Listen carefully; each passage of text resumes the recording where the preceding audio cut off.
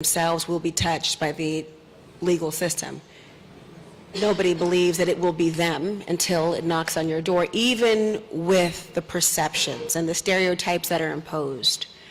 We still have a distancing that we need emotionally to survive in this world. And I, as you know, was a former prosecutor. And I think about the ways in which no one leaves unscathed in the system. No one does.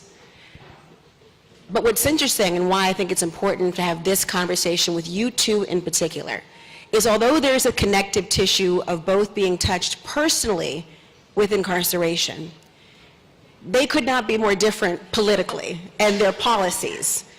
Can I call you diametrically opposed? Is that okay to say so? Not enemies, but just, you know, not friends. You know, they say, I'm in D.C., they say if you want a friend in Washington, D.C., get a dog. It's true. It's true. But I tell you, you all, by your experiences, had a calling that came together. And you both recognized the need to have a seat at the table, but you had to work together in terms of bridging these gaps. And I think this is a moment for us to examine exactly why that is. And the First Step Act is one of the things you both have in common, which people remember was signed into law by then President Trump.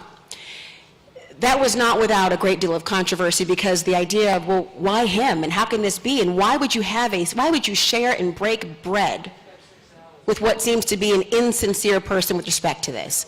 Walk us through a little bit about how that came to be. Yeah, so I met David in 2015 when he had just started working at the American Conservative Union, and he was introduced by his boss, Pat Nolan, who had also been incarcerated and had helped us host a bipartisan summit on criminal justice reform. And David and I decided to get breakfast one morning, and I was a little nervous, so I brought a friend. I'm having eggs with the conservative. We don't bite. Come meet me. Really Are you don't. kidding? Okay, so I'm like, okay, I'm gonna go meet him.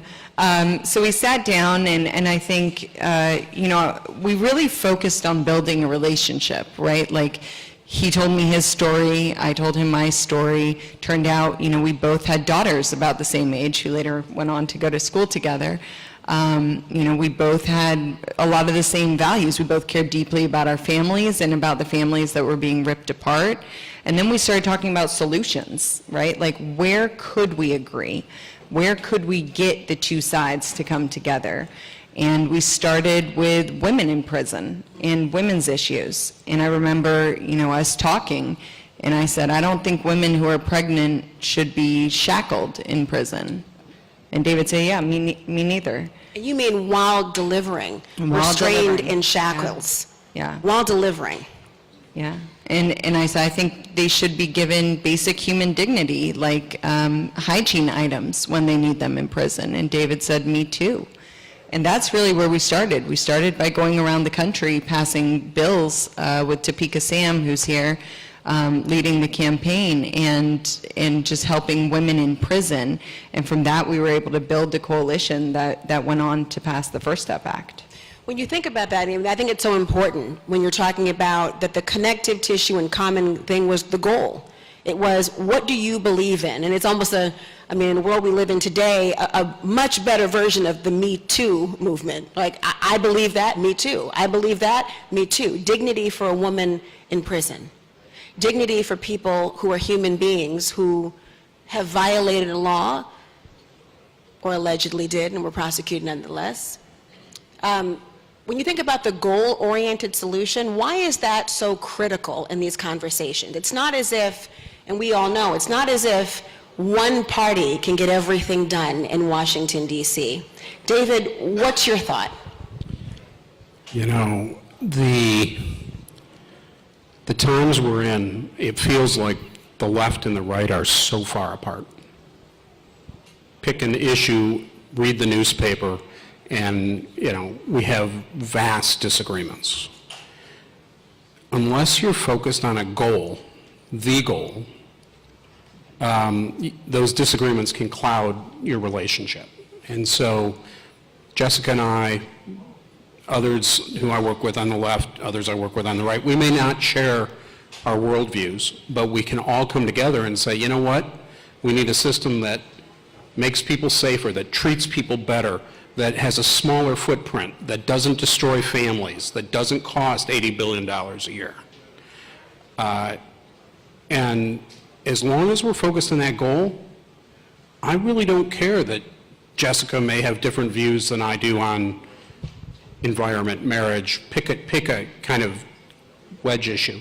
Doesn't matter to me. The only thing that matters to me is that I know Jessica and my other allies have my back, and I have their back when we're focused on finding a solution to the criminal justice problem. You know, it's very, and I applaud and echo that sentiment. It's just that for so many people, there's the sort of ideal solution of being able to have a kumbaya and find that common ground.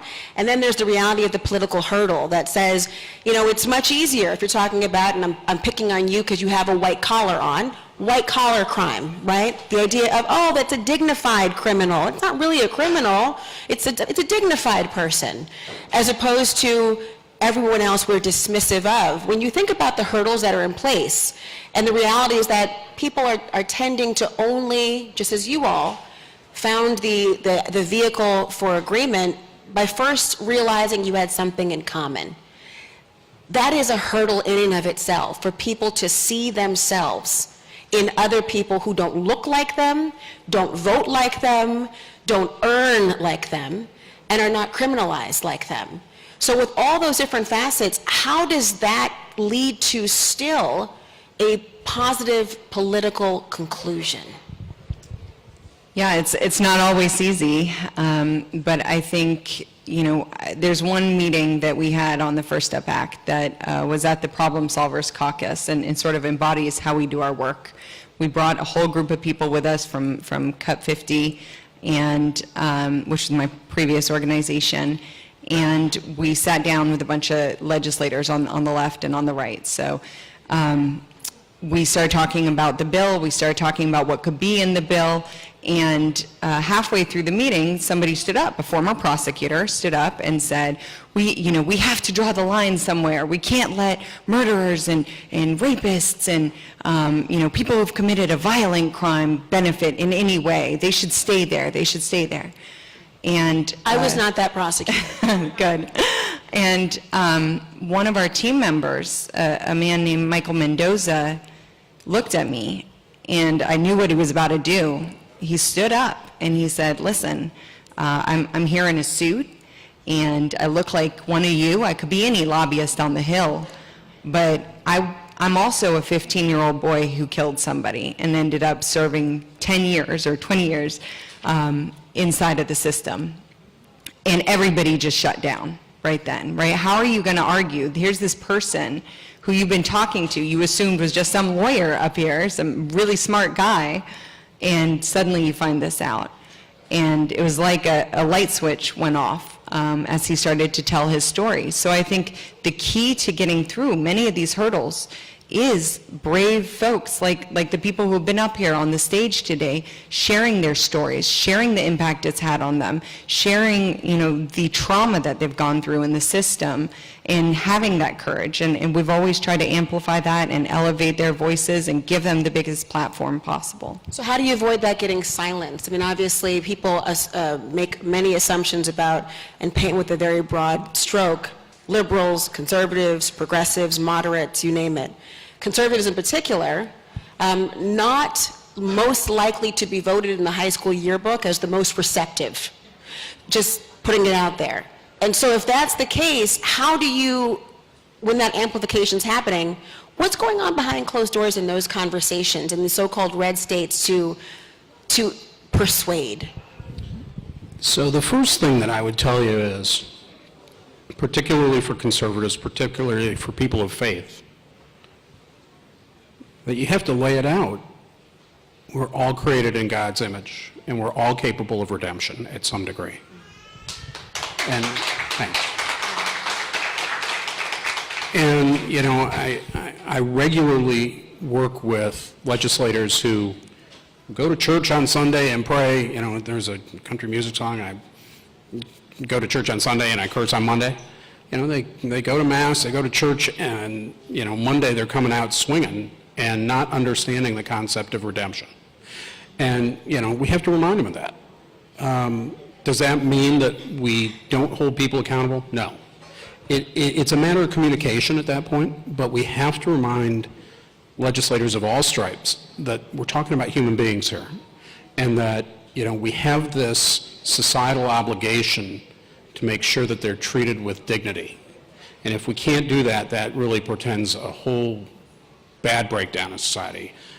We've got a lot of work to do. We've dug ourselves a deep hole, but we're starting to come back a little bit.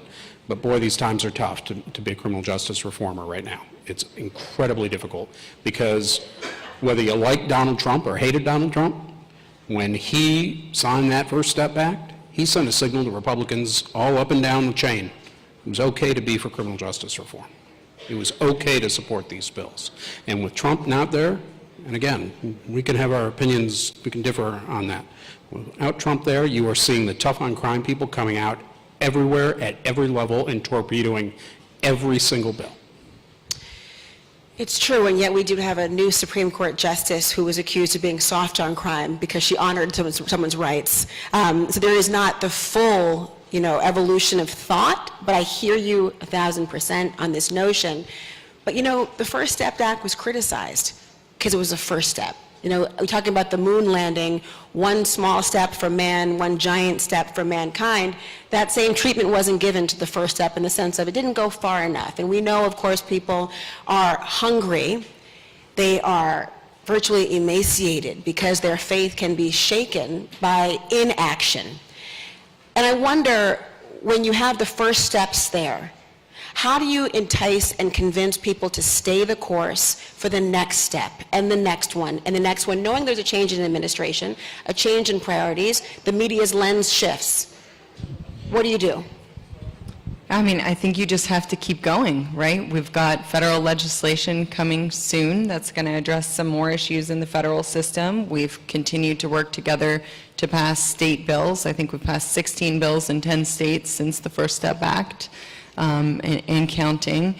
So I think you just have to stay the cause. And, I know that a lot of people said the First Step Act didn't go far enough, but it really is the gift that keeps giving because more and more people are coming home every single day.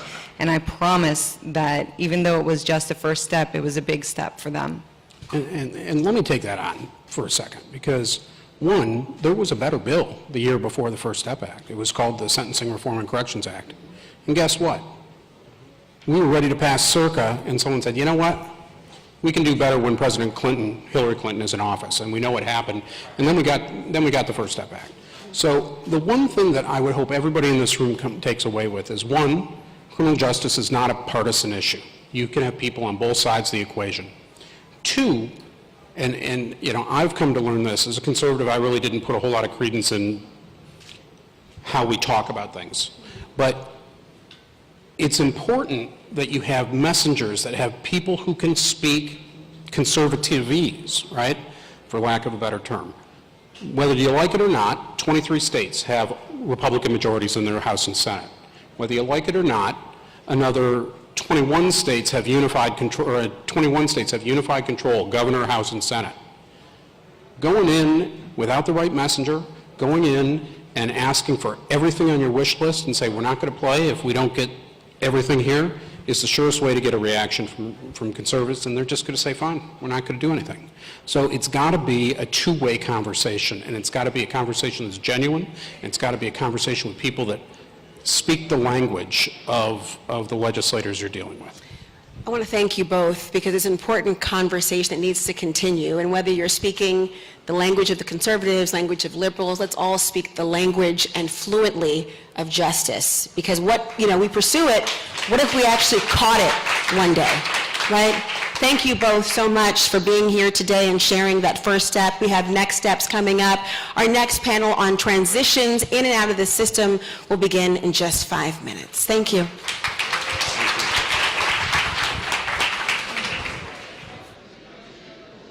Thank you, Laura Coates.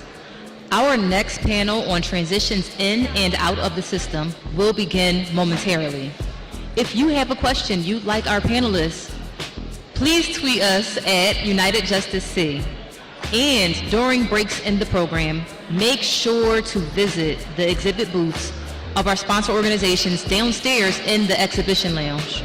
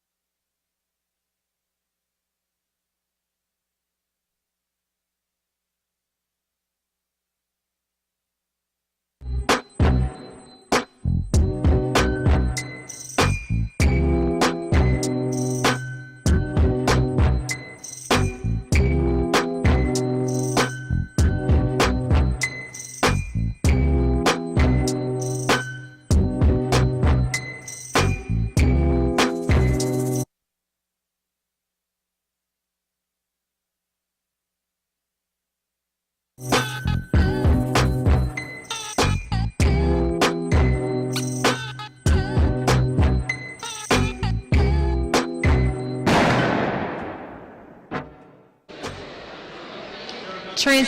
in and out of the system are difficult.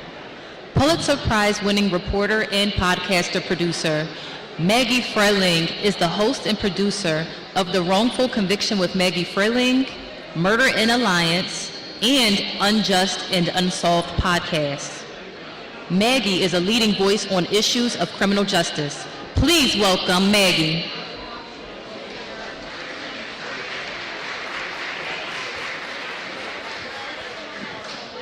Hi, y'all. How are you? All right, well, thank you for being here. Today, we are talking about parole, probation, and re-entry and what a better system would look like. So I am super honored to be on stage with these powerhouse humans. I'm going to start by introducing Topeka Sam, if you don't already know her. Topeka is she's a formerly incarcerated woman, and after her release in 2015, she wanted to bring awareness to women's incarceration and post-incarceration issues.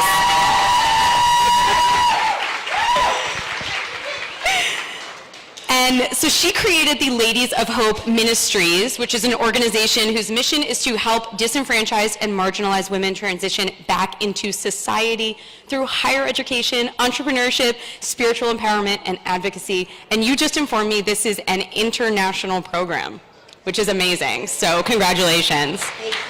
And there is a safe house for women here in New York, in the Bronx, called Hope House New York. So the next person I'd like to introduce is Rachel Rollins. I'm gonna wait to, yes. I messed that up last time. Rachel Rollins is a nationally recognized progressive prosecutor. In 2018, she became the first woman ever elected district attorney in the history of Suffolk County, Massachusetts, which includes Boston. And it also made her the first woman of color to ever serve as a prosecutor in Massachusetts. That is amazing. She is known for her list of 15 low-level nonviolent crimes, which she is known to decline, divert, or dismiss from a carceral response. Also amazing. The next person I'm introducing is Chris Ridley. It's Chris. Chris is a venture capitalist from Silicon Valley. In 2010, Chris and his wife and business partner, Beverly, created a program called The Last Mile inside of prison that prepares incarcerated men and women for successful reentry through business and technology training. Veronica Ballard Cunningham is the executive director of the American Probation and Parole Association, which is aimed at reducing recidivism and informing communities with evidence-based practices and policies. She has served as a justice system practitioner and reentry professional for more than 30 years. She is holding the top leadership position in two of the largest community corrections agencies in America. That is huge, the Texas Parole Department and the Cook County Adult Probation Department in Chicago. This is an impressive panel, y'all. All right, so Topeka, I want to start with you because out of all of us, you spent time in the system. And so I want to know from you, what did you experience with the parole reentry system? What issues did you experience? Sure. And first, I just want to acknowledge all the previously incarcerated people who are here in the room. If you all would stand, yes. Everybody stand.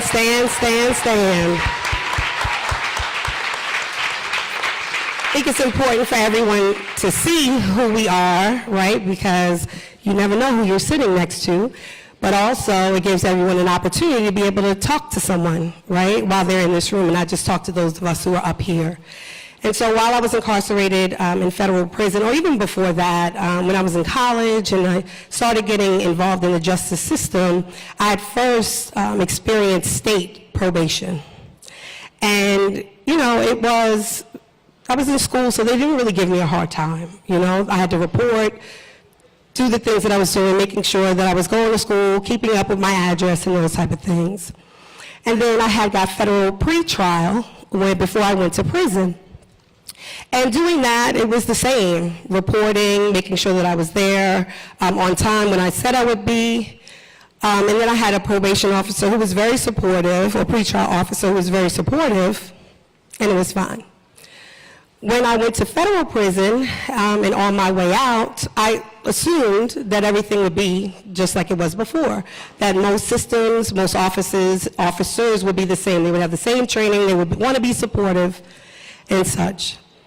So I had one probation officer, and she was extremely supportive. She knew that I wanted to start my organization, the Ladies of Hope Ministries, and she knew that I would be around other justice-impacted people, because on all stipulations around your conditions of release, it says that people with convictions cannot fraternize with one another.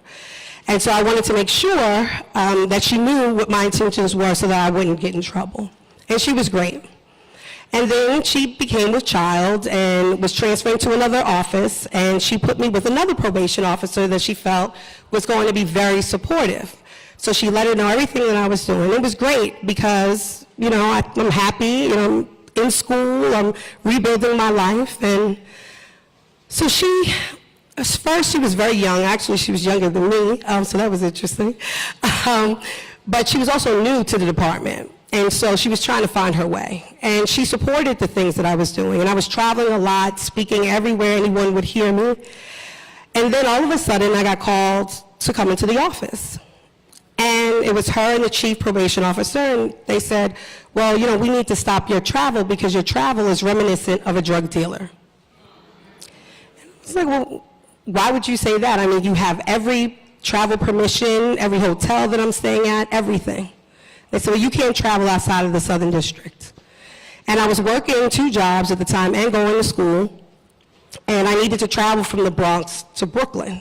So, we're in New York, so everyone understands the distance between the Bronx and Brooklyn on a subway. They told me I could not travel without permission from the judge to go from the Bronx to Brooklyn. And then I said, well, this is ridiculous. Thank God that I had support and resources and was able to get an attorney who then filed a motion on my behalf with the judge. The judge obviously thought it was ridiculous and went ahead and gave me permission to travel to Brooklyn. And other travel was at the discretion of probation. So now they're like, all right, well, you'll be able to travel 3 times, and after that, you have to go to the judge. So sometimes I was traveling 3 times in a week. I would have to file a motion, go to the judge, and this was just a cycle. I started my organization, and there were people in the community that were very upset that we were opening a house for women and girls who were coming home from prison and jail, and so what did they do? They called my probation officer. She's around people with convictions. We know that that's against the law. They called me in the office. Now, thank God, I had already disclosed that the information was there, but it was just continuing, just back and forth, back and forth. And I thought to myself, well, wow, if I'm going through this, what about all of the other sisters and brothers that are going through this? And this is why people aren't forthcoming with why they want to travel or where they want to go and things of that nature. And so, I put in a request for early termination of sentence. I was denied the first time without prejudice, so I was able to do it again. And it was the cycle for the next year, just having to continue to report to the judge, ask the judge for support over and over again. And then finally, the judge said, well, you know what, I'm going to take you off of probation. And he wrote an opinion saying that me being under supervision was impeding the work I was doing at Ladies of Hope Ministries, and enough was enough. Thank God for that opinion, because other people are now able to use my case in order to get off of termination if they're doing similar work. Right. So Rachel, you are known for being a very progressive, reforming prosecutor. Can you explain, briefly what some of the crimes you might not prosecute would be and why? Sure. So I ran for district attorney in Suffolk County, which includes Boston. I know, I see you out there, whoever that Boston person is. At the ripe age of 46, after just being really frustrated with what I was seeing with the criminal legal system. And I ran on a platform that just said, I'm not going to criminalize mental health, substance use disorder, food and housing insecurity, and crisis and trauma. I'm just not going to do it. And then, and I was fortunate to have people like Kim Fox, who had run before me, to see a sort of blueprint. You see what I did there with Rock Nation, right? Blueprint, right? About, seriously, a blueprint of how do people do this, how do black women do this, quite frankly. And what I'm proud of is 6 weeks before the primary election, I put up my list of 15 crimes, nonviolent, non-serious crimes. I had met with stakeholders, returning citizens, police officers, judges, probation officers, and said, what is clogging up the system? And it is nonviolent, non-serious crimes. When I hear about your time, that's death by a million cuts, right? If the police or probation spent that much time trying to solve homicides as making you violate, we would not have a horrible solve rate, right? So essentially, I said, these are the things I'm going to do when I win. If you don't like them, vote for these other 4 people. If you like them, vote for me, because I also didn't want to trick anyone into voting for me. And we won with 42% of the vote in the primary, 80% of the vote in the general. Yep. And then we were able to reallocate resources. So the list of crimes are trespassing, driving on a suspended license. I'm not talking about, many motor vehicle sort of related infractions, not vehicular homicide. I'm talking about nonviolent, non-serious crimes that we can issue a ticket, or there can be some other non-carceral response to this. And what I did was flip the presumption. Instead of always arraigning you, let's consider not doing that and sending you to a state, local, or federal agency to get the help you need with all of the issues. And I was able to reallocate those resources to solving the 1,300 murders, unsolved murders in Boston, to assisting with, other things like that, right? So, and ultimately, we did that. And in the 3 years I was DA, Boston is one of the only major cities in the United States of America between 2019 and 2022, violent crime is down in Boston. Wow. So it did not fail. And that goes to something that we had all been talking about is, the autonomy that the DA has. Can you briefly talk about that? Sure. We are kings and queens, right? Literally, we report to no one but the voters. Not the governor, not the mayor, not the legislature, not the city council. We report to voters. So it's to you and the voter on what you're prosecuting, basically. 100%. And a lot of people don't even know. In Massachusetts, the ACLU had a campaign called What a Difference a DA Makes. 4 out of 10 people or 5 out of 10 people, almost half of them, didn't even know DAs were elected. Yeah. And these are people that overwhelmingly, when we think of mass incarceration, the federal system needs work too, and I'm currently the U.S. Attorney in the District of Massachusetts now, but it's the state and local prosecutors that are filling those carceral facilities. So they have a lot of power. You need bold and brave people running those offices, because we can make change on day one. Absolutely. So you mentioned traveling and talking to parole and probation boards. So Veronica, I want to go to you and talk about, what does the American Probation and Parole Association do? What do you talk about when you talk to people like Rachel? Thank you so much. I'm so excited to be here. And Topeka, I know everybody knows Topeka, so I said, I'm going to change my name to Topeka so I can get a warm welcome just like that. She's absolutely amazing. So the American Probation and Parole Association is the professional membership association for probation and parole officers. So we basically supplement the training that's taking place within respective departments across the country at every level, county, state, and federal. And what we really strive to do is ensure that our members, and not just our members, but all of the 100,000 probation officers and parole officers across this country have the tools and resources, information-wise, that they need to do their jobs. Now, as they mentioned earlier, I worked in Texas and Chicago. My hometown is New Orleans. I started in that city. So I've seen this work for a long, long time. And I would say to you that when I started as a probation and parole officer, the focus was law enforcement. I'm the Barney Fife type, and anybody old enough to know who Barney Fife was, and I was afraid to carry that gun. And also, not just being afraid, but I just didn't think that's what we do. We were not police officers. We should have been more like social workers.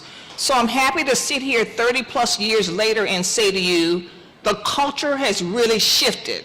Now, just like every industry, there are some great probation officers and some not great probation and parole officers. But I would say the large majority of them, they really get it. They understand that they're there to, first of all, they should believe in second chances, and then they're there to really help that individual and give them hope for change. So I'm excited about the work we're doing now across the country in probation and parole. Can you give examples of what some departments are doing for success? Oh my gosh, so many. This past week was what's called pretrial probation and parole supervision week, so it's the third week in each month. And so I had an opportunity this week to travel across the country to visit with some of the probation departments to see what they're doing, what's new and innovative. And I will say to you that one of the departments I'm really impressed with is one right here in New York City. The director or the commissioner of probation for New York City is Ana Bermudez. She is absolutely amazing. She's an attorney by trade, and she has such passion and compassion for the youth. So she has both juvenile and adult probation. And they're doing things like not just your traditional probation work. They're doing things like art programs and photography programs, nutritious programs. It's absolutely amazing. During the pandemic, they served meals to 500,000 people. And again, not just people on probation. So one of the things that really excites me about the work they do, because they realize it's not just the person under supervision they need to support that person's family and the community as a whole. So I'm super excited about what they're doing. Awesome. And Chris, you have gone into prisons and created programs, or a program called The Last Mile. Can you explain what that is?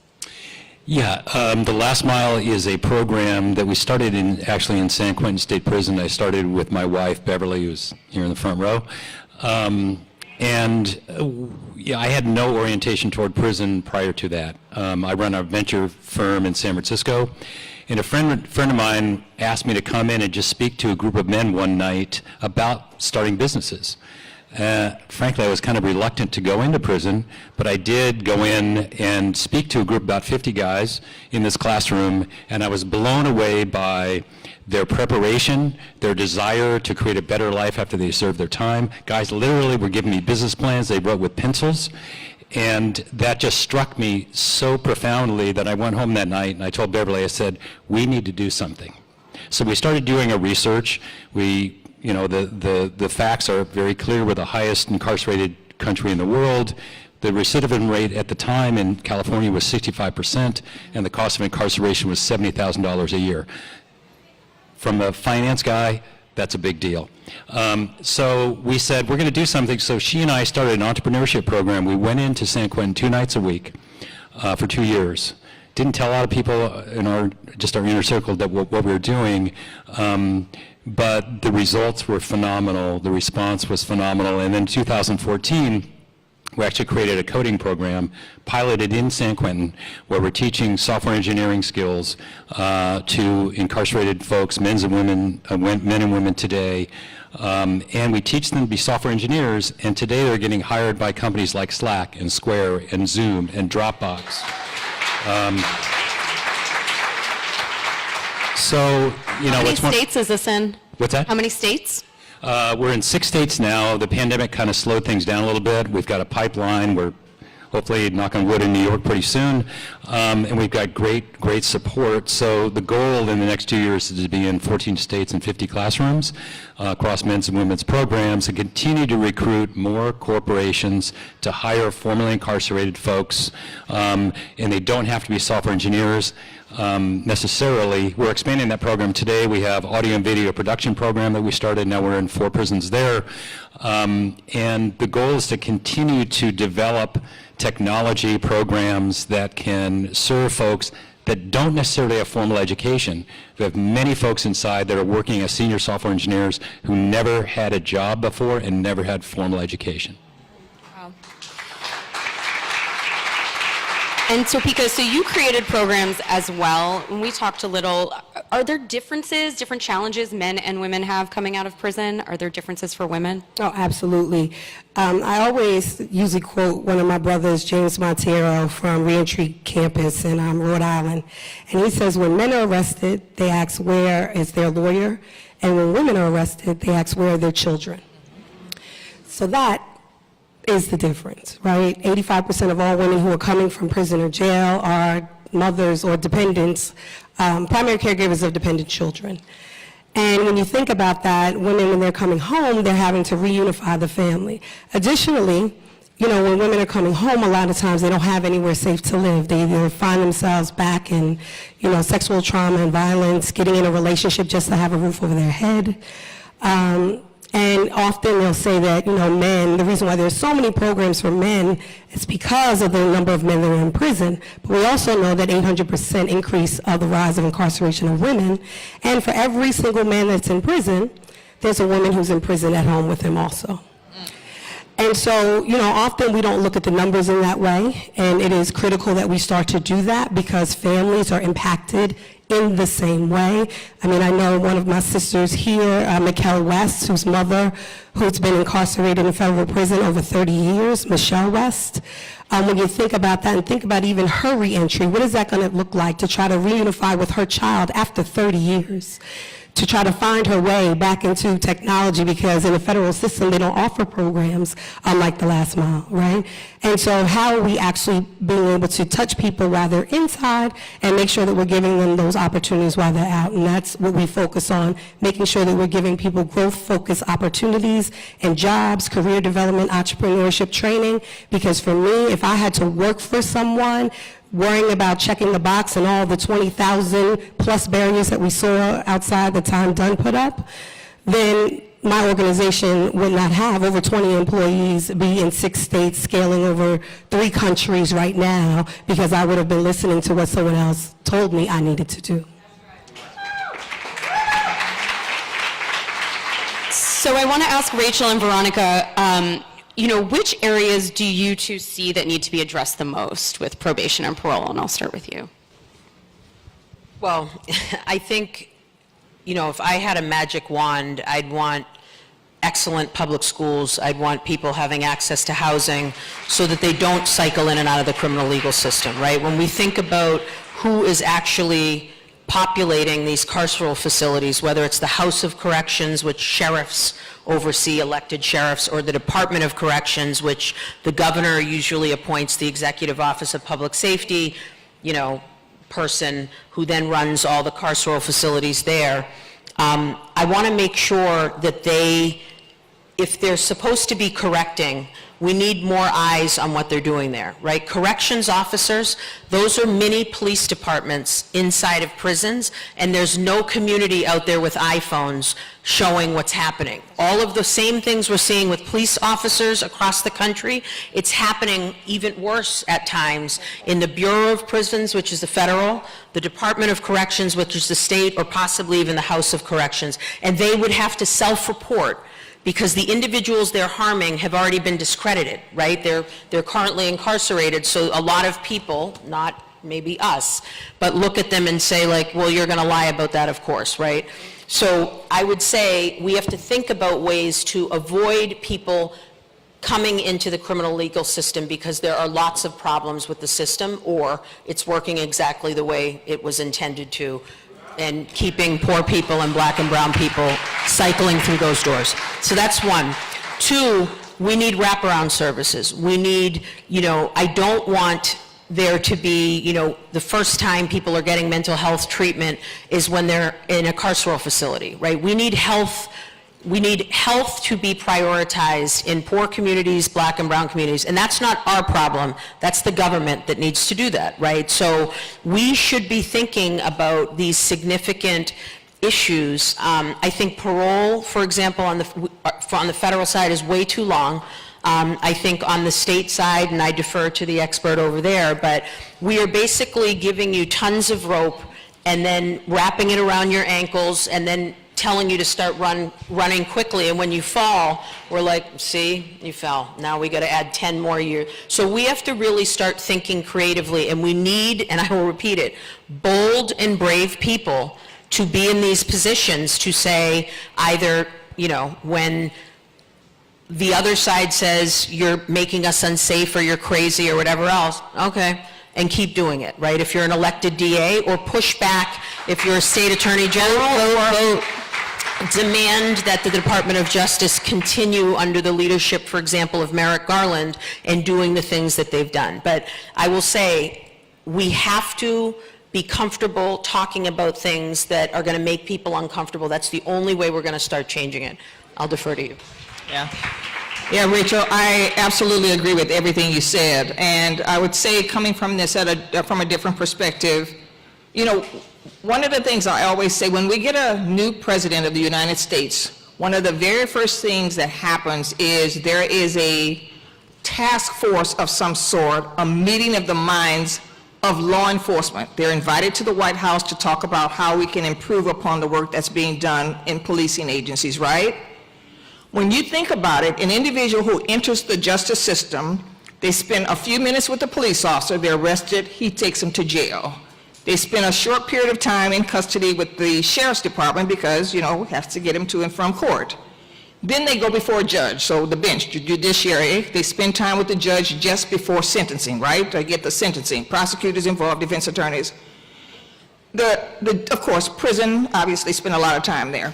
But when you think about the captive audience of individuals who find themselves convicted and involved in the justice system, they're going to spend most of their time in front of a probation or parole officer.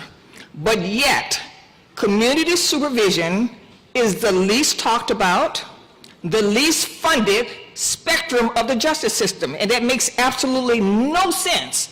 Because again, we have those individuals for a year or 2 years or 3 years on supervision, and that's an opportunity for us to throw all of those resources into helping this person get from point A, not even to point B. They need to get from point A to a lot further down the alphabet. So we really have to do a better job, and I know APPA, that's one of the things we talk about a lot. We're not an advocacy organization or public policy organization, but we're starting to partner with many more that are doing things like focusing on reducing the conditions, focusing on the lengths of sentences and probation terms and parole terms. So those are things that we're really needing to do to kind of help to get the ball rolling in terms of helping people to change their lives. So we're going to wrap up by asking everyone, you know, I want the audience to have some tangible things they can take back to their communities and say, this is what we can do for a better system. So, Topeka, what do you think, you know, you can give tips, tricks for people to do for their communities? Well, tip or trick, huh? I think I would tell people to look at people as people, right? You know, but by the grace of God, there got I. Any one of us could land ourselves in a prison bunk, and each one of us would have to come home and need support. I know that I could not have done anything that I did without having my family, my friends, my community of support, resources. You have to give people opportunities. You have to make sure that people get as many chances as they need. You have to hire people with convictions. You need to make sure people can have safe housing with convictions. You have to make sure that people can take their children to school who have convictions. So open your minds, open your hearts, and realize that if it is true that every other person in this room, so every other person has been directly affected by the criminal legal system in some way, whether it is yourself or someone else, it is your responsibility now that you're here to take this information and make sure that you're utilizing your resources, your platform, and your community to invite everyone back so everyone feels safe. Rachel? Yeah, so I would say you have to vote. Every single person that's eligible to vote, you must vote, okay? Secondly, having been an elected official before, anyone can set up a forum or have a debate. Anyone. Like 3 of you that have blue shirts on could say, we're the blue shirt committee. We'd like to have the state reps come and talk to us. Make sure with respect to the people that make decisions prosecutorially, your attorney general of the state or your elected DAs, Commonwealth attorneys, states attorneys, have a debate, have a forum, invite them there, and then shame them when they don't show up, okay? I'm dead serious. And ask the right questions, okay? We need, you know, I piggyback on what my sister here said. We need to hire people. If you are a person who has hiring authority, hire people that have touched the criminal legal system. You have in your... And I have absolutely done that. As the DA of Suffolk County, I hired an individual that was on federal probation, and then I didn't, when I welcomed him to the office, say, hey, he's a felon. and welcome to the office. That's his story to tell, not mine. He's announced just like everyone else here, and then when I go to Suffolk Construction, GE, Amazon, all the places in my state, and say, are you hiring returning individuals or people that have come into contact? Well, it's really hard. No. I'm the chief law enforcement officer, and if I can hire them, you can. Nobody's stealing screwdrivers from your construction company, right? Or maybe they are, but I don't know. All right, and then I think other things that need a change, Satana and I, another fabulous DA that's here, we've been to Germany and Portugal with other progressive prosecutors across the country. In Germany, to be a corrections officer in Germany, you have to go to college for 2 years to be a corrections officer in Germany. And I kept saying, I don't understand your words, right? What do you mean? They go to college to be because in Germany, if you come in contact with the criminal legal system, that's a failure of Germany. That's the way we need to be looking at this in the United States, right? When children fail and they have been in the DYS, DCF system, that's the state's failure, right? Not a 7-year-old who none of us chose who our parents were, which dictates where we live, the school we go to, et cetera. So we need corrections officers. I just remember asking the question again, and they're speaking English. Why don't you understand what they're saying? I'm like, they go to college to be corrections officers because it is corrections, and they need excellent people coming in contact with individuals that are in crisis and need help and have had systems fail them their whole lives. And that's it. All right.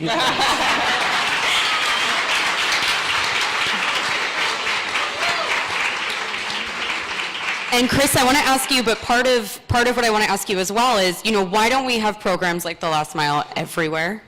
Massachusetts, please. Come quickly. Well, it's not easy. Part of our challenge is educating the system, because most of incarcerated population is in the state. It's far larger of the population state by state. Every state is different. Every corrections are different. Every leader is different. They have a different take on how things should be done. And we're doing something that is very unusual, bringing technology into prison. We have a program today that people told us even 5 years ago would never happen. Today, not only do you come in the classroom and work your full-time job in a lab 40 hours a week, we give you a laptop that you take back to your cell or housing unit. That's never happened before, and that scared the hell out of corrections, but it's worked phenomenally well. So part of it is, thank you, so part of it is that it's education and also bringing in the private sector. We really believe that solutions can only happen with a marriage between public and private. Yeah. So Beverly and I had no orientation toward corrections whatsoever. What we saw was an economic and an emotional issue that we could help resolve. We had to educate ourselves on how we could approach this. We learned a hell of a lot. And you have two people walking into prison saying, you're going to get a job in Silicon Valley. They looked at it and said, you're full of shit. Right? But today they are. So part of it is believing. On every classroom we have, there is a statement that says, believe in the process. Everybody that comes in that classroom now knows if they follow this path, they will have a job when they get out. So I would say to people today, not everybody in this audience has the capacity to hire someone, but they have a capacity to lean in. You don't have to do it crazy what we did. It's funny because we have this joke in our household called CCIs, Chris's Crazy Ideas. This was one of those. Not everybody has to go to that extreme, but there are 40 organizations downstairs that are most of them nonprofit, I believe, that need help. So volunteer, vote clearly, but everyone here can make an impact and do something positive.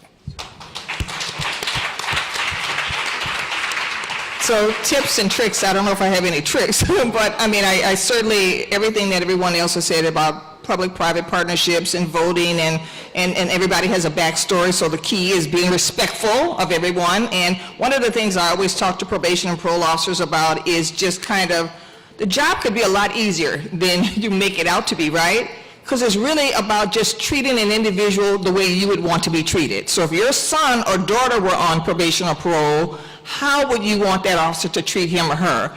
And so that's something that we've just kind of been focusing on, making sure that people understand as probation and parole officers, your job is not to be the police officer, but your job is to be a mentor and a supporter and a guide for these individuals. And so I would say that, again, back to what you said about the voting, that is imperative, because the one thing we don't talk about when we have these conversations about probation officers and parole officers and the requirements they're making of individuals, guess what? They don't create those requirements and conditions. Those are made by judges and parole board members. So again, elect the right people into offices, elect the right judges, elect the right governors, because the governors are the ones who appoint people for the parole board, so that we can start making some progress. And again, one last thing, I can never overstate the need for resources. Probation and parole offices just don't have it. There's a small department in Opelika, Alabama. There are 2 probation officers. They have 400 plus cases each. You can't expect a lot of success to come out of that scenario. So we really got to support the work that they're being doing and give them the resources they need to do it. Thank you. Y'all, we're wrapping up. Does anyone else have any last words they want to say? All right, we can say it together. No. All right, well, no, you would. All right, my God. Okay, we need formerly incarcerated people on parole boards, right? We do. We need people that have touched the system. If we can have former prosecutors, we can have criminal defense attorneys, judges, we can have parole officers, probation. We need formerly incarcerated people on parole boards. Because I'm going to be honest, you know, I have family members that have cycled in and out of the system. They'll be honest and say, like, this person isn't ready, right? This person is absolutely ready. And I think also parole boards are a place where women are not treated the same as men and held to a higher standard, and I've seen it in Massachusetts and elsewhere. But I just think no idea should be turned down. We have to, you know, I love the idea of public-private partnerships, and I will end with, how do you incentivize excellence when you have a monopoly on something? The government is a monopoly, right? We aren't the taxi industry that had to change because Uber came along, right? And now all of a sudden taxis don't smell and like people are being nice to you. All right, or we're not the hotel industry and Airbnb comes along and now the hotel industry treats you nice. We just get to be the government and keep doing it the same way. When you get bold people that get in the job, we demand excellence because it's communities, like somebody said earlier, we work for you, right? And we need to start behaving that way. And I think with private and public partnerships, we are held to a higher standard, so I couldn't agree more. Awesome. Thank you all for being up here with me, and thank you for coming and sharing your knowledge.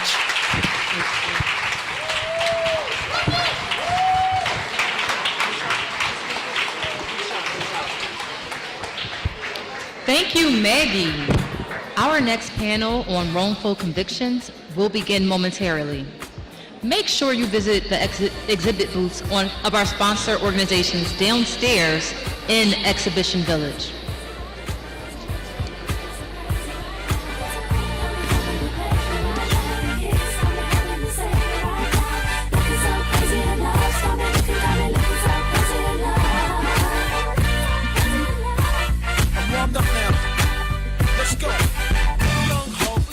When the flow is loco, young B and the ROC, OG, big homie, the one and only, stick bony, but the pockets are fat like Tony Soprano, the rock handle like Van Axel. I shake phonies, man, you can't get next to. Genuine, article, I do not sing though, I sling though, if anything, I bling yo. Style like Tango, roll like roll, crazy, bring your whole set, crazy in the range, crazy and deranged, can't figure it out, they're like hazy, insane.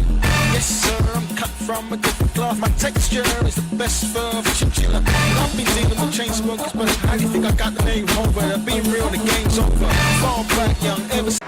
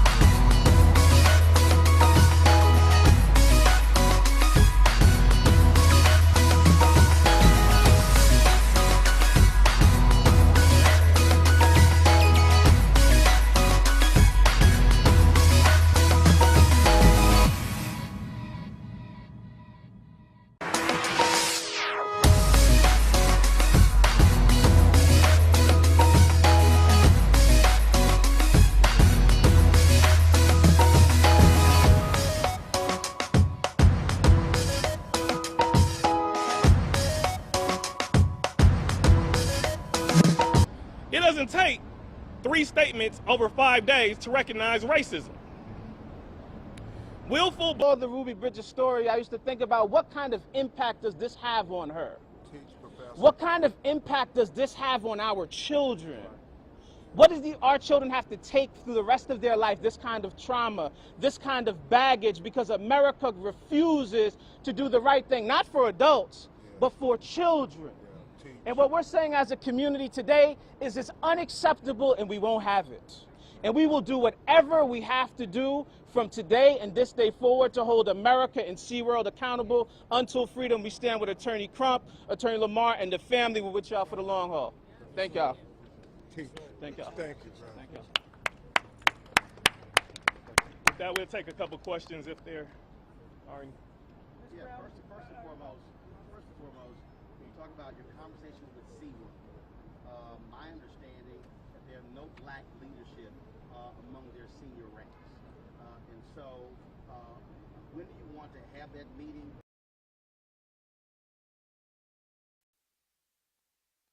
And we're going to be joined by an artist that I think everyone in this room knows and loves. So let me bring out part one. We're going to do 2 parts to this, and there's a great reason for that. So part 1 of our panel begins right now. Please welcome Cheryl Henderson, Marcy Croft, and Yo Gotti.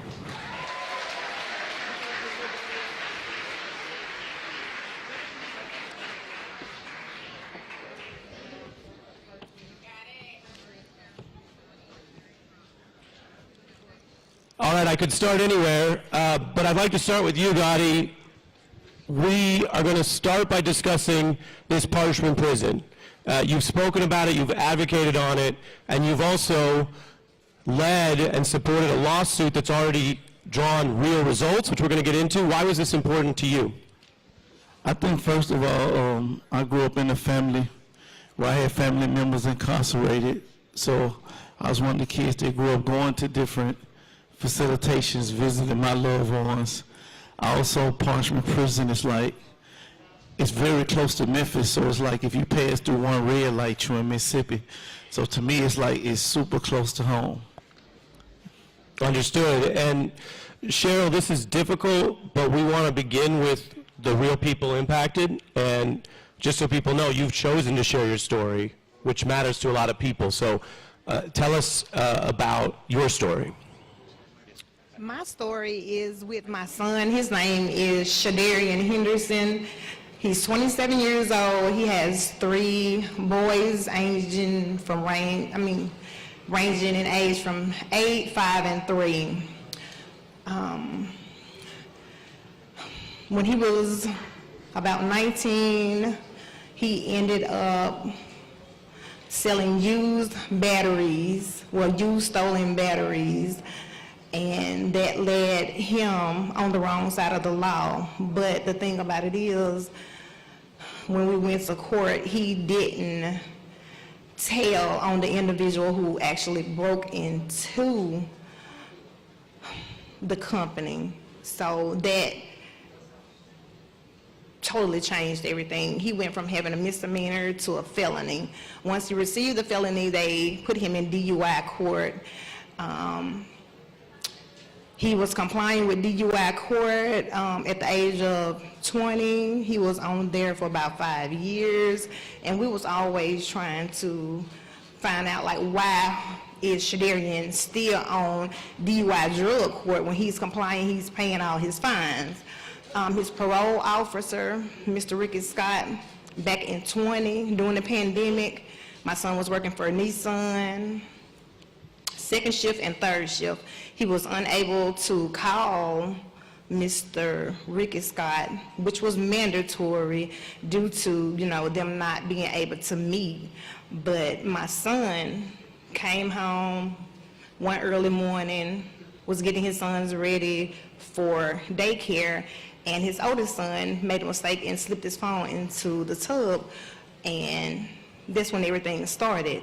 I, in return, called Ricky Scott, the parole officer. I let him knew that, hey, my son don't have a phone to call you. He's working 2nd and 3rd shift.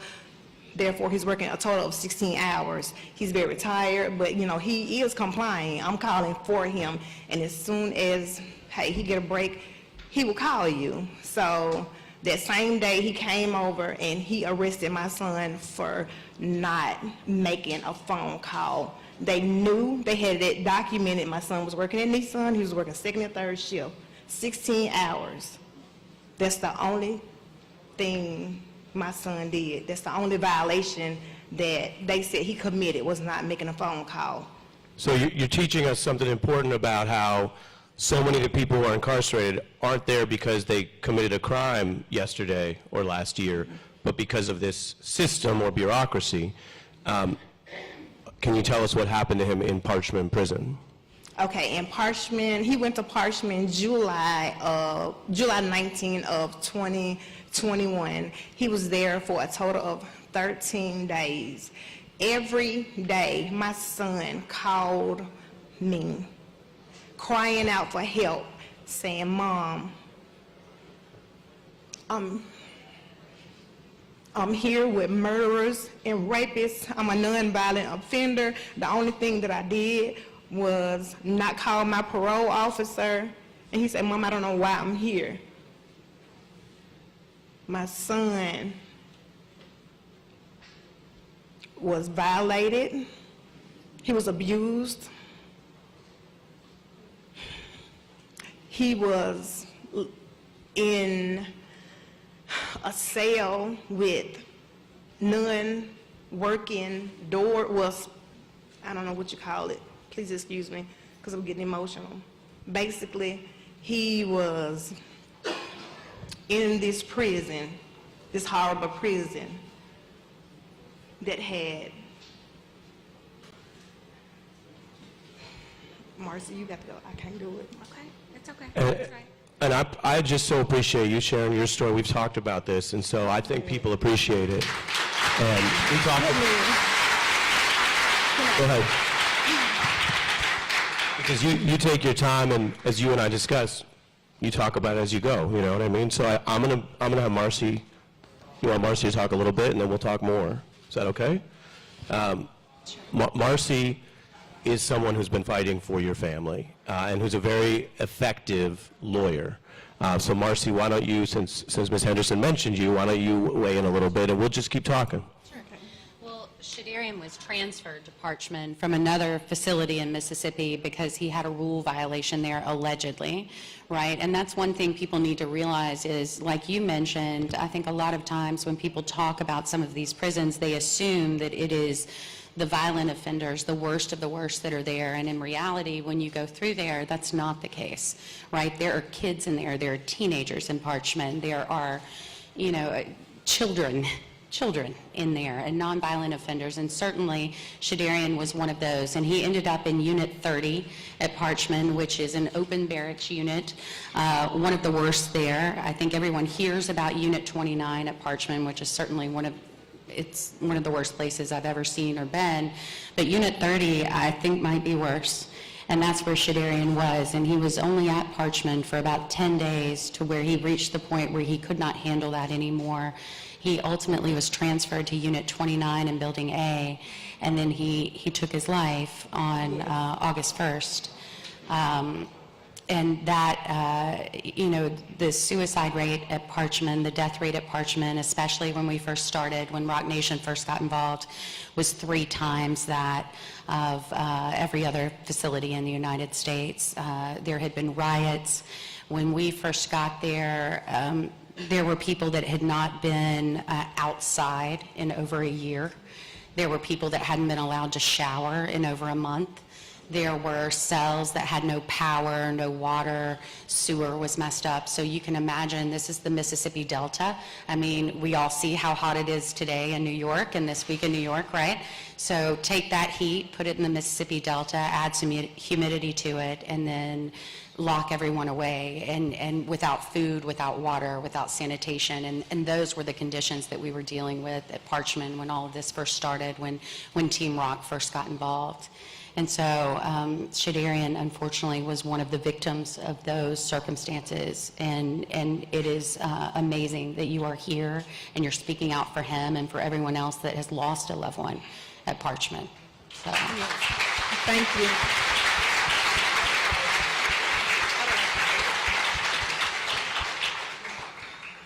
And I also would like to say, we're all humans. We are going to make mistakes. And ultimately, my son made a mistake that cost him his life. He did not deserve the treatment that he got.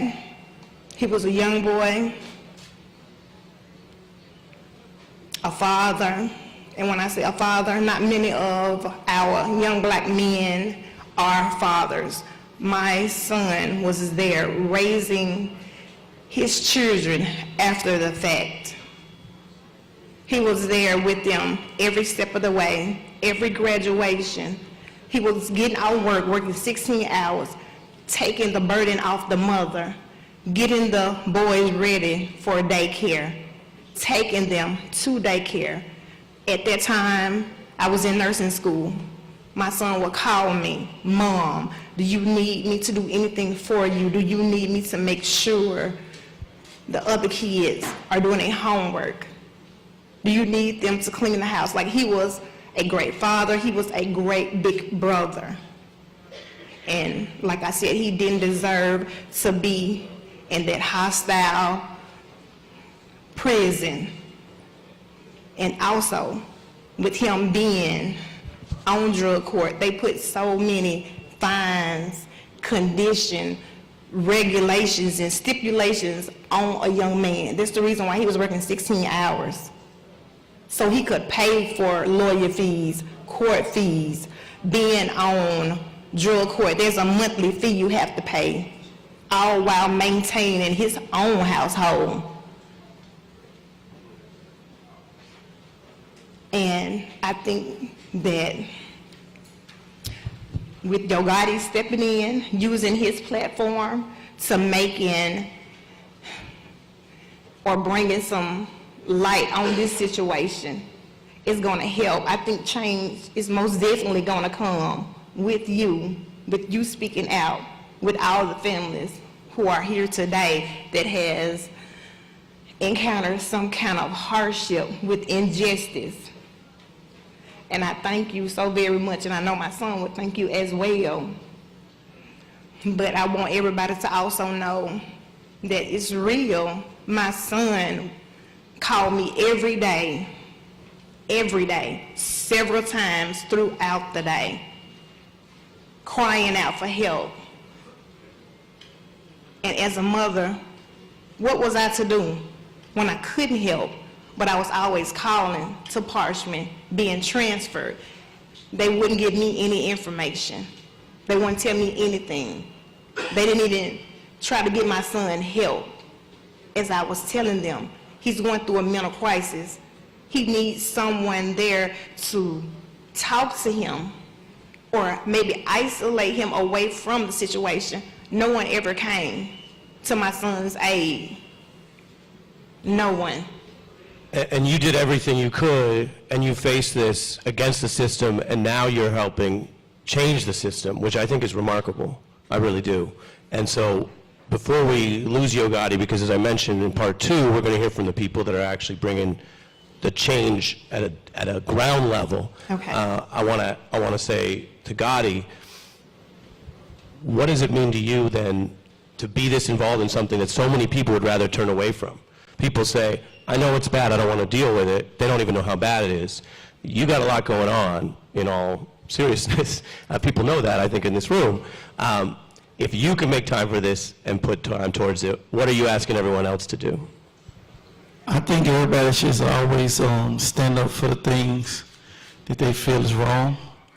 You know, when we first started seeing the pictures coming out of Parchment and the videos, I think if you're human, you can't look the other way from that. You know, some of these videos and pictures we were seeing, you know, when I first seen them, I thought they was like fake.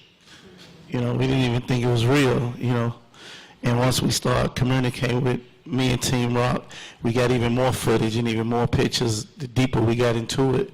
And it was unbelievable. But again, for me personally, being that close to Mississippi and Parchman and having a lot of different family members who grew up, who did time in different prison facilities, you know, it's supposed to be a rehabilitation place. It ain't supposed to be a torture hall or something like that. So, you know, I think you just have to stand up for the things you think that's wrong in life. Stand up for what you think is wrong and try to make it right. Thank you to Ms. Henderson and Yo Gotti. Thank you so much. Thank you so much. Thank you. Thank you. As promised, we're now going to turn to a part 2 on this. And we designed this deliberately because we want to hear the reality, the humanity of this. But the entire way that this summit has been organized is to make sure that we're also going forward towards action. And so I want to bring out, as we conclude part 1 and bring out part 2, we talk about action on the ground so no one else has to go through that. Craig Haney joins us, a professor and expert on the actual physical, psychological, mental harm of the prison system. Daryl Norcott runs community partnerships at Amend, which is a solutions program. We're going to get into that. And this was important to the organizers. I want to emphasize Kim Rowley has spent 27 years in the corrections field. Brings that experience, that perspective to how do we actually change this together. So again, a big thank you to the people who started this. I think that that story weighs heavily on everyone's heart. And now we turn here, we want to start basically with how does this actually work? I did want to give a warning that there will be some photos. Gotti mentioned the photos, the documentary evidence. Number one, it takes people fighting to even get the facts out. But some of the photos are disturbing, and I want to warn that is going to be on the screen for, I believe, part of part 2. What is the impact of this prison system? Well, this prison system, the prison system you just heard about, is at the far end of a spectrum. It's different in degree, but not in kind, unfortunately, from the prison systems that exist throughout the country. We've got about 2 million people still in prisons and jails in the United States, and they are experiencing many of the same kinds of traumas that you've heard about. Not quite as extreme as at Parchman, but the prison system in the United States does real damage and real harm to millions of people. You heard of the era of mass incarceration. The era of mass incarceration was also an era of cruel incarceration. We have been doing unprecedentedly bad things to unprecedented numbers of people now for decades, and it frankly has to stop. It has to stop only when people like the people here and the people who are part of these movements demand that it stop because of the damage that is being done, not just to the individuals directly who experience this trauma, but to the families and the communities that are related to them. Parchman was an extreme, but it's sadly much like many other prisons in the United States, as some of these images that you will see illustrate. Kim? Yes, sir. I think that it takes prison leadership from the top to set the stage for this, to allow the leaders throughout our Department of Corrections to give them the authority to, do some different things in their prison to normalize and humanize their environments. So it starts with our leadership at the top. Yo Gotti definitely had a very important message there, where it takes people to stand up for what they believe. And do you think some of the colleagues you have, people in the corrections side of it, know and sense something is also wrong? Yes, sir, but I think the tide is changing in the Oregon Department of Corrections. Our director, about 5 years ago, led the charge and said, we're not going to do business like this anymore.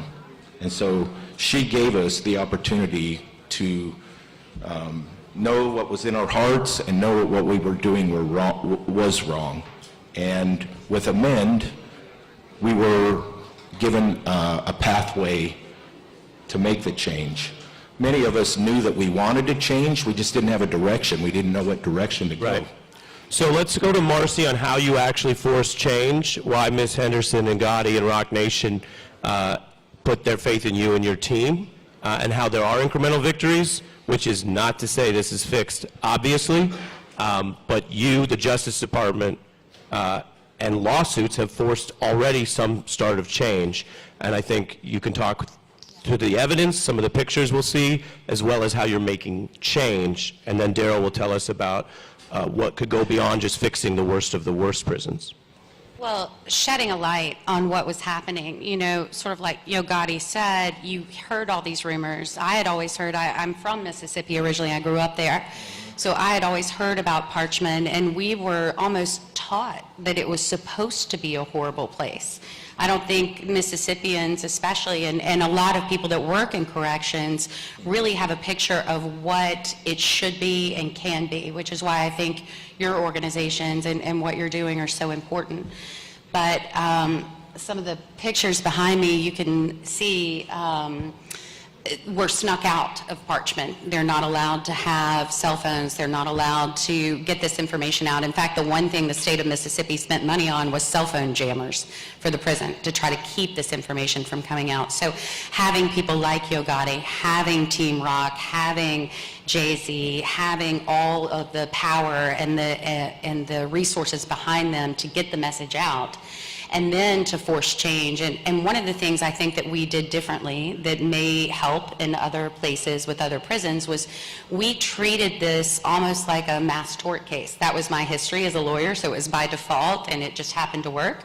But, you know, collecting all of that data, not just from one or two people that are there, not just from one or two stories, but from hundreds of people that we interviewed inside of Parchman. And while the state can go after Ms. Henderson's son and try to attack his background or go after some of the other victims or one or two class members, when you have hundreds of people telling the same story, dozens of pictures coming out that are graphic from all over the prison system, from all over Parchman, I think that's what really makes the difference to make a change, and analyzing that data in mass and pushing it out in mass. And what court ruling did you get? Well, we have been working now, we're in pre-class certification, but actually since the Department of Justice report came out in April, that has really made all the change in the world, and we're so lucky and thankful to Reform, that organization that helped us, into Team Rock, for when we met with the DOJ, showed them some of the pictures that you have seen, shared with them some of the information that we had collected in the aggregate, and we had those numbers and could present it to them. All of that got wrapped into that DOJ report, and so now the Department of Justice is who the state of Mississippi has to deal with and has to face and has to negotiate with. So not only are they dealing with our class action suit, but they're going to have to deal with the federal government as well.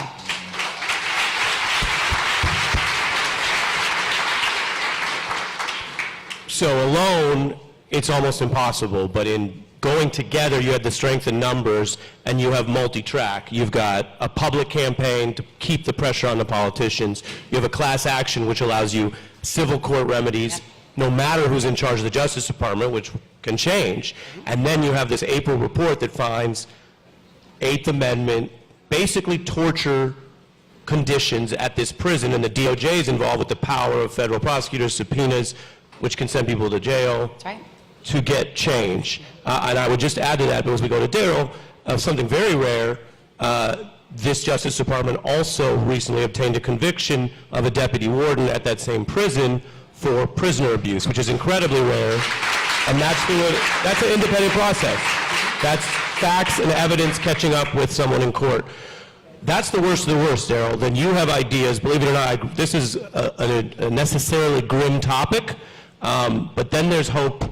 And Daryl, you're not just talking about how do we deal with basically irreversible losses. We can't bring these people back. We can only seek a measure of justice. You're talking about how do we fix this whole broken system.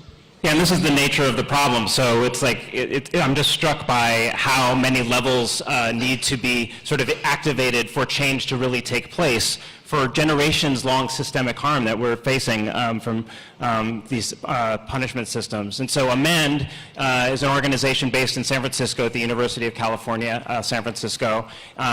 It would not exist without Professor Haney, so I always just feel that I'm honored to be on the stage with you, and his scholarly work and research really has allowed us to have a platform upon which to build our programming work. And Amend is a public health and human rights organization that works to immediately change and address the dehumanizing effects of U.S. prisons. And so what that means is that we have multi-year immersive programs. We're very small. We're primarily in the Northwest.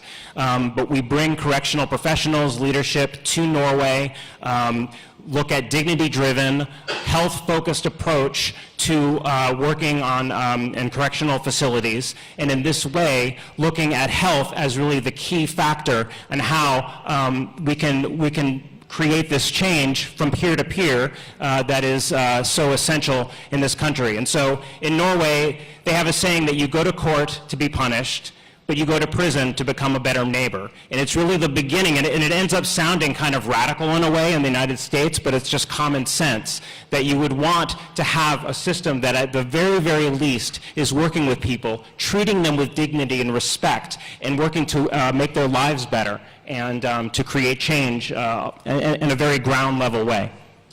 Craig, what does that look like psychologically if incarceration is a period of time but not something that breaks people? We heard about people being broken to the degree of even hurting themselves. But what does it look like psychologically if it works? Well, it's profoundly different. It's so profoundly different that we actually have to take people to Norway to see it, because it's really difficult to describe what a prison looks like and feels like when the people who are confined inside are regarded with dignity and their personhood respected. They're not destroyed. They're taken temporarily out of society, and the Norwegians then surround them with whatever they need while they're incarcerated. And it is literally that dedicated a process. The other thing that's almost impossible to describe is the nature of the interactions that take place between the people who are incarcerated and the people who are incarcerating them. They're normal, friendly, dignified, interpersonal interactions unlike anything we've ever seen take place in any American prison. And it's so transformational that when the American correctional officials and officers see it, they're almost immediately changed by the witnessing of something that is so fundamentally different and yet so simple and human. It's what we do that's wrong and contorted, not what the Norwegians do, which is a natural human response to another person. That's what gets disfigured in American prisons. Number one, it's so important to know about a place where that's working. Number two, who thought you'd be hearing so much about Norway today? Shout out to Norway. I never even think about Norway at all. To Kim and Daryl, then, the deeper American problem is something we all know, and sometimes we talk about it, and sometimes we just move past it. A nation that's built on dehumanizing people and treating human beings as not human is going to have a hard time with reforms that require the actual dignity of all human beings, including, as Ms. Henderson reminded us, people who might make some sort of quote-unquote mistake, or people who are being treated as less than human simply because of their identity. How does that figure in at the root cause? First to Kim, and then Daryl. Well, I think, so it starts out with, at a very basic level of just communication. Communication is the most human thing that we do in the world with each other. That's what we're doing right up here, right now. That's what today's all about. And so people make mistakes, but that doesn't mean it defines them. So I know in my prison, we invest heavily in conversation with our incarcerated people, and just investing in their stories, learning about their families, learning about their backgrounds, and what it is they need to be successful. and then trying to help them find those needs in our prison system so that they can become successful. And that right there is humanism, because we all have needs. We all need help from our neighbor, and while they're incarcerated in prison, I'm their neighbor. I'm their supervisor. And so, on a fundamental level, it's just investment in the people that are incarcerated in our prison. I'm going to go to Marcy and then Daryl for that, and a final thought about what people can do. What is exactly next, though, in what you are doing, which is leading these efforts to use power to force change? Well, there's actually been a lot of change at Parchman since we started, right? Since the first time Dr. Haney and I walked through there, they've now, I think there was an article this week that you may have even mentioned on your show, where they now have air conditioning for the first time in 121 years in Parchman. So pushing... And the DOJ found temperatures up to 145 degrees, which is lethal. 145 degrees. So, so I think those incremental changes need to be celebrated. They need to be pointed out as much as the problem is pointed out, because that public shaming or public appreciation matters when it's politicians that control these things, right? So we've changed the medical provider there.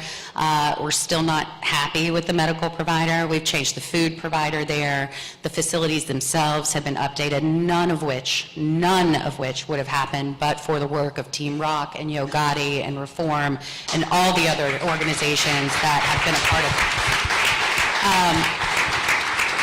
I do think the one other important thing is we learn so much from other organizations that work in this space, and to be open to helping each other and joining together, which is why I think this conference is so important, the united part of it.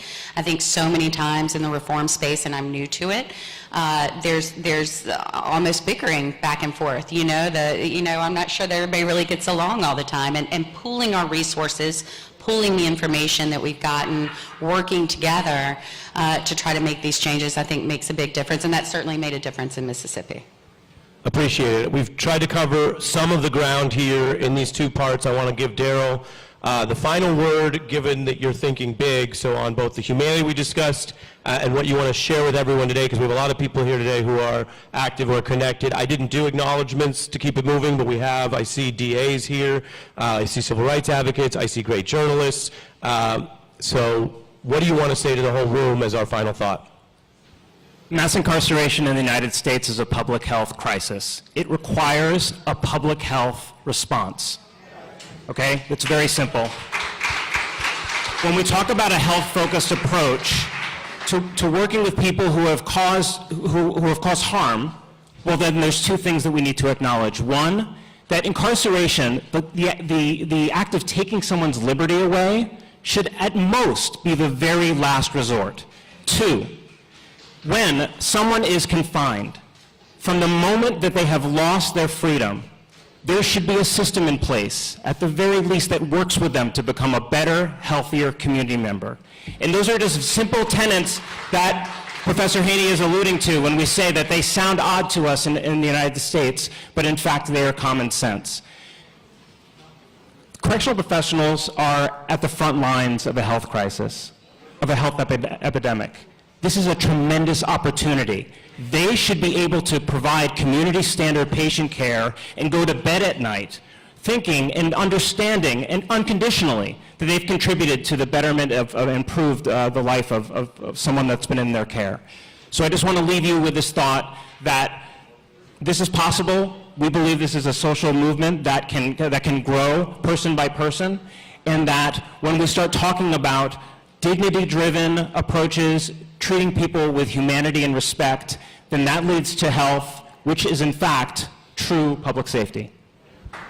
Thank you to all of our panelists. I think it's a fitting note to end on. Thank you so much. Let's keep up the action.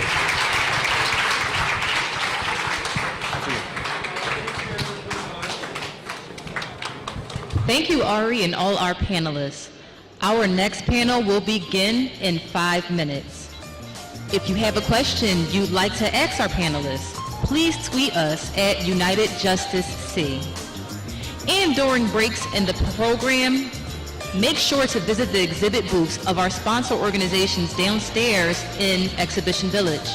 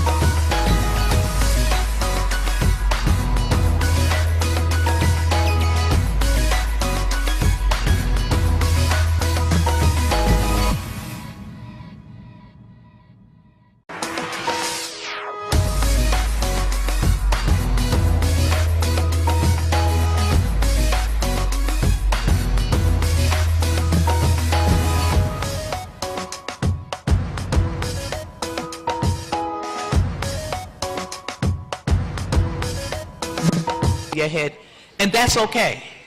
Sometimes that's what we do. But afterwards, we have to fight. And when we fight together. We get encouragement from each other. We get embracement from each other. And that's what the sisterhood is about. And a lot of times when we're together, we don't focus on the tragedy. We all know the tragedy. We love on each other. We conversate. And if we talk about our children or our brothers or sisters, we talk about how funny they were, how silly they were, and what we remember most about them. So, you know, it's a bittersweet when we get together. Thank you for that, Ms. Carr. Dr. Kutcher, what about you? What do you get from this group? You know, it's just really comforting to know that you're around people who's been through the same thing. And I would be remiss if I didn't just shout out a lot of other sisters and brothers who's lost their loved ones who came to support us. They're in the audience right now. Won't you have them stand? Yeah, if you all would please stand. Tatiana Jefferson's sisters, Jamel Roberson's mother, the Monterosa sisters, Michelle and Ashley, they're here. They came and flew from all over to support us. That's what this is really about. We understand each other, and it's a beautiful display of community. And, you know, Ayanna Presley said that the people closest to the pain are closest to the solutions. And so we made a decision that we would not rest until we got justice for our loved ones. And so Alyssa and I, she'll call and say, let's go knock on the doors of Congress and make them hear us. And we've done that over and over again.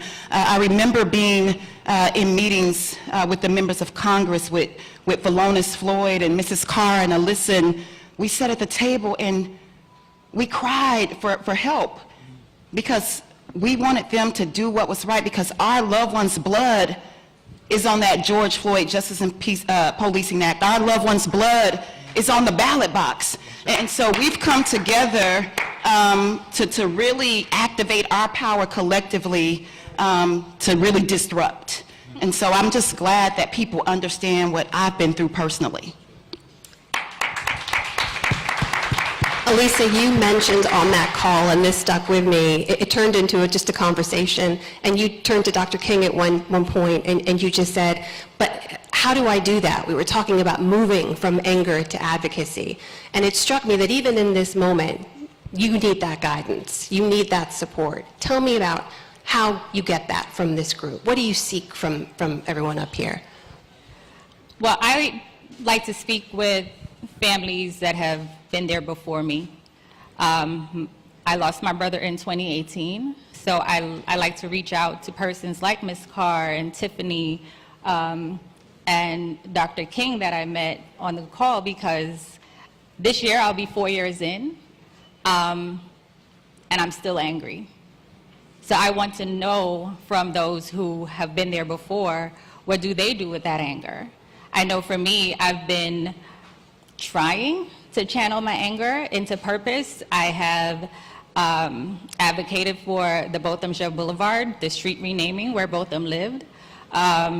We have the Bothamja Act in Texas, which makes it illegal for police officers to turn off their body cam during an active crime scene.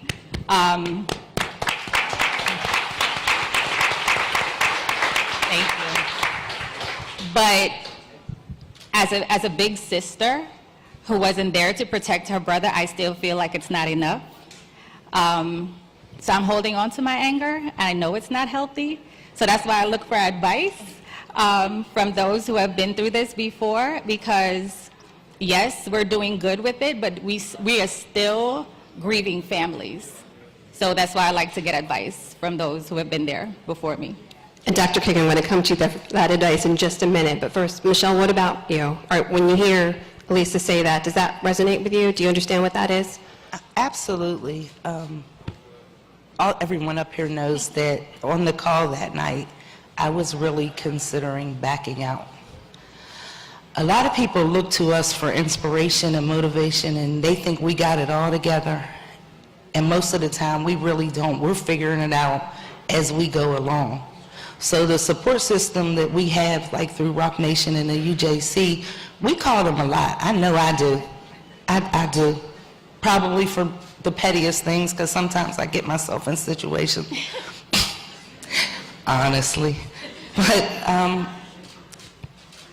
once we were on the call and everyone was talking and Alyssa posed the question and Dr. King answered, what this group gives me is the motivation to move forward.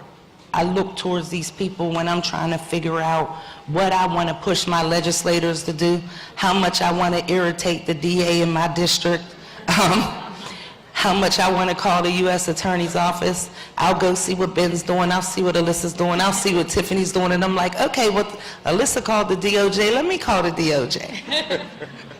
Or Rock Nation just filed a lawsuit. Let me go see if I can do that. So a lot of times we need one another.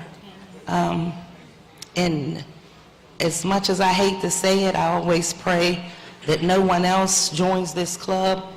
But I'm grateful for the people that were in it before me, because they keep me standing every day.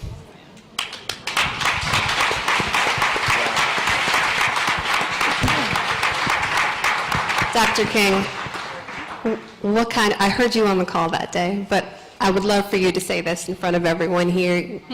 We're talking about anger to advocacy. You have been sustaining a multi-generational legacy of that advocacy. And I can't imagine how much that is to carry every day, but what would you advise to these women? How do you move from anger to advocacy, and how do you sustain that over time? First, I want to thank Rock Nation for the work they're doing in this area and providing this opportunity for these families. So let's give it up for Rock Nation. And God bless Ben Crump. God bless you for all the work you're doing. Let me just say this at the outset, because I said this in the call. A lot of people don't know, for our family, James Earl Ray did not kill our father.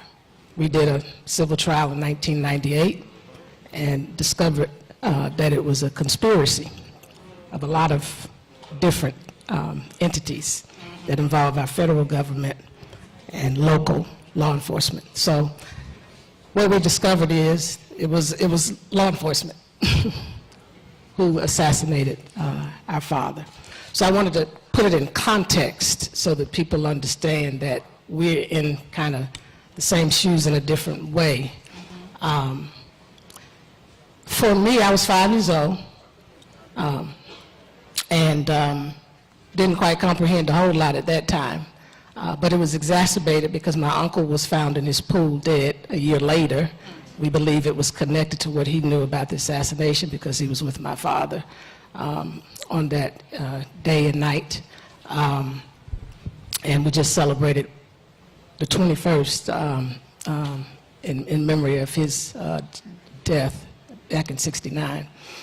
I was 6. Then 11, my grandmother was shot in church. So that's a lot for a little girl back then. I mean, because those kind of things were unheard of. We didn't have other people.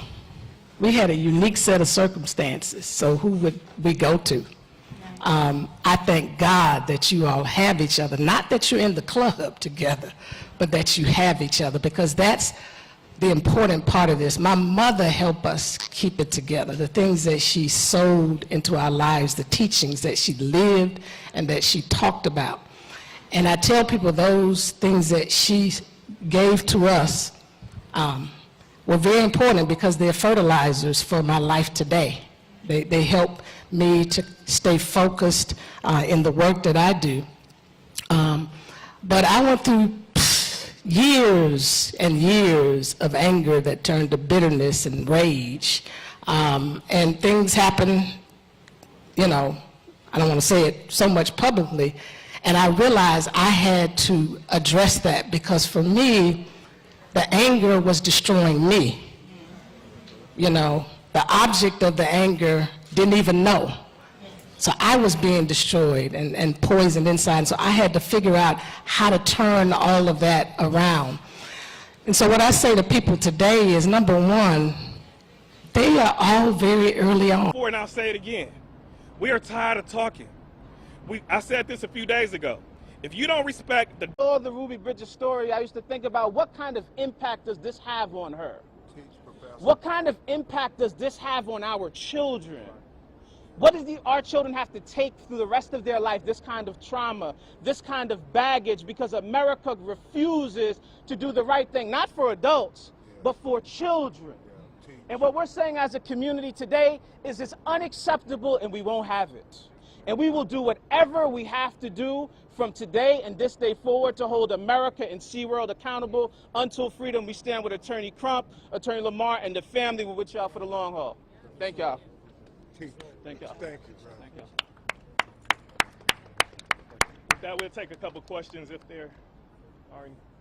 Yeah, first and foremost, when you talk about your conversation with SeaWorld, my understanding that there are no black leadership among their senior ranks. And so, when do you want to have that meeting?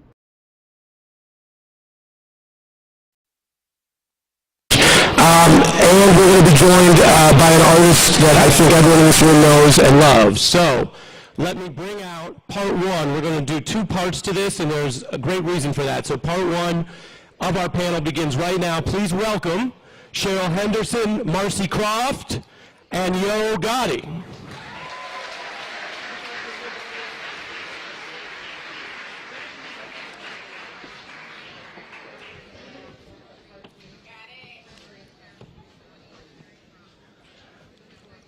All right, I could start anywhere, but I'd like to start with you, Gotti. We are going to start by discussing this punishment prison. You've spoken about it, you've advocated on it, and you've also led and supported a lawsuit that's already drawn real results, which we're going to get into. Why was this important to you? I think, first of all, I grew up in a family where I had family members incarcerated, so I was one of the kids that grew up going to different facilitations, visiting my loved ones. I also, punishment prison is like, it's very close to Memphis, so it's like if you pass through one red light, you're in Mississippi. So to me, it's like it's super close to home. Understood. And Cheryl, this is difficult, but we want to begin with the real people impacted. And just so people know, you've chosen to share your story, which matters to a lot of people. So tell us about your story. My story is with my son. His name is Shadarian Henderson. He's 27 years old. He has 3 boys ranging in age from 8, 5, and 3. When he was about 19, he ended up selling used stolen batteries, and that led him on the wrong side of the law. But the thing about it is, when we went to court, he didn't tell on the individual who actually broke into the company. So that totally changed everything. He went from having a misdemeanor to a felony. Once he received the felony, they put him in DUI court. He was complying with DUI court at the age of 20. He was on there for about 5 years, and we was always trying to find out, like, why is Shadarian still on DUI drug court when he's complying, he's paying all his fines. His parole officer, Mr. Ricky Scott, back in 20, during the pandemic, my son was working for Nissan, second shift and third shift. He was unable to call Mr. Ricky Scott, which was mandatory due to, them not being able to meet. But my son came home one early morning, was getting his sons ready for daycare, and his oldest son made a mistake and slipped his phone into the tub, and that's when everything started. I, in return, called Ricky Scott, the parole officer. I let him knew that, hey, my son don't have a phone to call you. He's working second and third shift. Therefore, he's working a total of 16 hours. He's very tired, but he is complying. I'm calling for him, and as soon as, hey, he get a break, he will call you. So that same day, he came over and he arrested my son for not making a phone call. They knew, they had it documented. My son was working at Nissan. He was working second and third shift, 16 hours. That's the only thing my son did. That's the only violation that they said he committed, was not making a phone call. So you're teaching us something important about how so many of the people who are incarcerated aren't there because they committed a crime yesterday or last year, but because of this system or bureaucracy. Can you tell us what happened to him in Parchman Prison? Okay, in Parchman, he went to Parchman July 19 of 2021. He was there for a total of 13 days. Every day, my son called me, crying out for help, saying, "Mom, I'm here with murderers and rapists. I'm a nonviolent offender. The only thing that I did was not call my parole officer." And he said, "Mom, I don't know why I'm here." My son was violated. He was abused.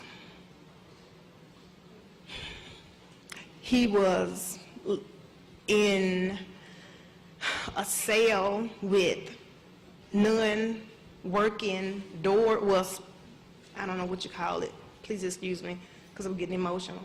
Basically, he was in this prison, this horrible prison that had, Marcy, you got to go. I can't do it. Okay, that's okay. That's right.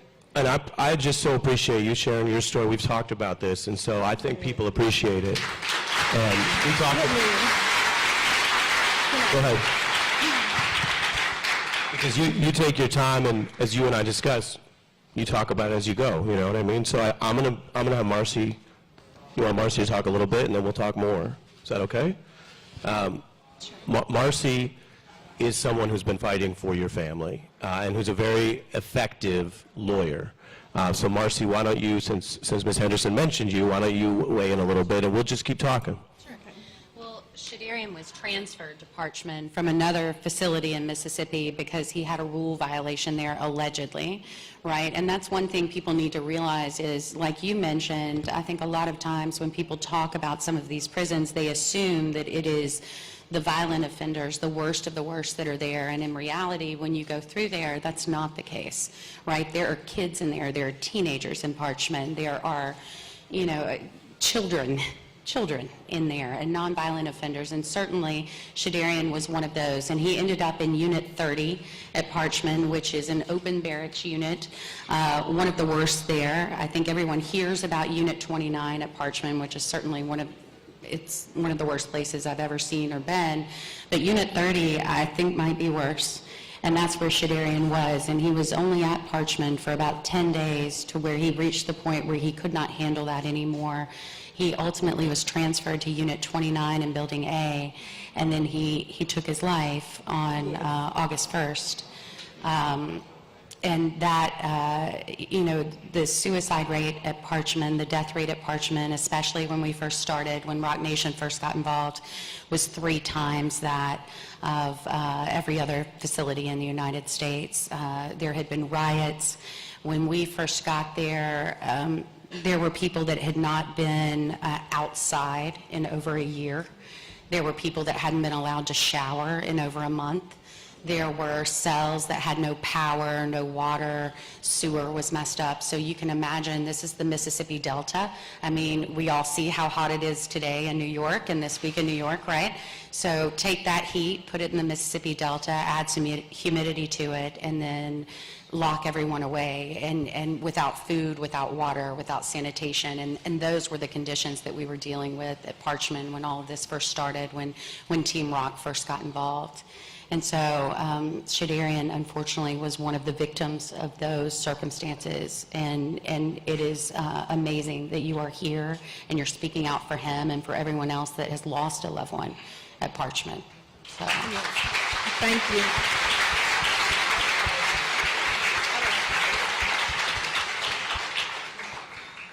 And I also would like to say, we're all humans.